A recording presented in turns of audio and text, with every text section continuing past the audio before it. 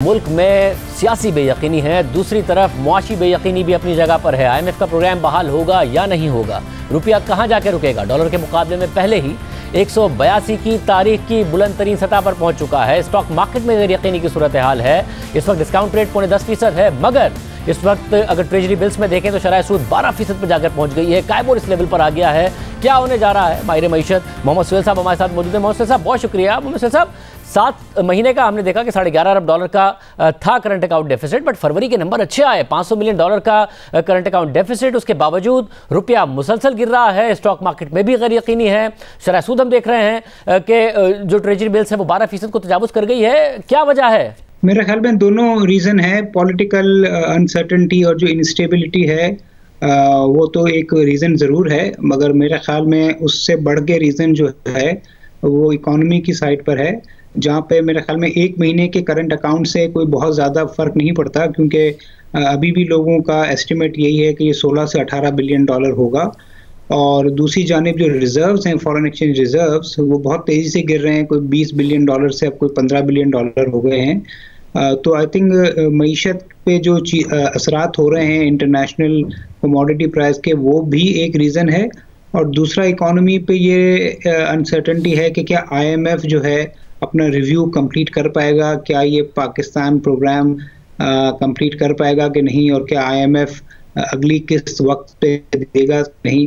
तो मेरे ख्याल में जो अनसर्टेनिटी है करेंसी मार्केट में ख़ास तौर से, उसका रीज़न जो नो कॉन्फिडेंस मोशन है, उसके साथ साथ जो मईशत को चैलेंजेस हैं वो भी है। मतलब अगर जो इस वक्त सियासी मामला है वो सही हो जाता है, हुकूमत ये वाली सर्वाइव कर जाती है, या फिर अगर ये जाती है तो अगली हुकूमत आ जाती है, बहुत कम इम्कान इस बात का कि उसके नतीजे में इस्तेहकाम आए, चाहे ये सर्वाइव करें चाहे नहीं हुकूमत आए, मगर उसके बावजूद आपको लगता है कि जो भी होगा उसमें एक अच्छी मईशत मिलने जा रही है आने वाली हुकूमत को, या फिर आपके ख्याल में बहुत ज़्यादा चैलेंजेस हैं इस वक्त? मेरे ख्याल में एक जो अनसर्टेनिटी है, अगर हुकूमत कामयाब होती है या नहीं होती, उससे एक अनसर्टेनिटी तो कम होगी, जिससे थोड़ा बहुत फ़र्क ज़रूर पड़ेगा। मगर आने वाले दिनों में जो भी हुकूमत आती है वो इस चैलेंज को ओवरकम करने के लिए क्या करती है, IMF के साथ किस तरह मुज़ाकरात करती है, चाइना से जो रोल ओवर करना है उसके लिए क्या पॉलिसी होती है, और जो पाकिस्तान का इंपोर्ट बिल बढ़ रहा है और फिस्कल डेफिसिट बढ़ने के जो खदशात हैं, उसके लिए क्या इक़दाम करती है, वो भी देखना पड़ेगा। मतलब यानी कि आप ये कह रहे हैं कि वैसे तो वज़ीर-ए-आज़म कहते हैं कि हमने जो पेट्रोल की कीमतों पर सब्सिडी दी है या फिर बिजली की कीमतों पर सब्सिडी दी है, इंसेंटिव दिया है, टैक्स रेवेन्यू हमारा ज़्यादा जमा हो गया इसलिए दिया है, मगर आप कह रहे हैं कि बहुत ज़्यादा इस वक्त फिस्कल खसारे का टारगेट से ज़्यादा सामना करना पड़ेगा इन तमाम इकदाम की वजह से भी? जी, बज़ाहिर यही लग रहा है कि जो तेल की कीमतें हैं, और दूसरी जानिब ना सिर्फ तेल की बल्कि जो दूसरी कमोडिटीज़ की कीमतें हैं, उससे लग यही रहा है कि जो फिस्कल डेफिसिट है वो इनिशियल एस्टिमेट से ज़्यादा होगा।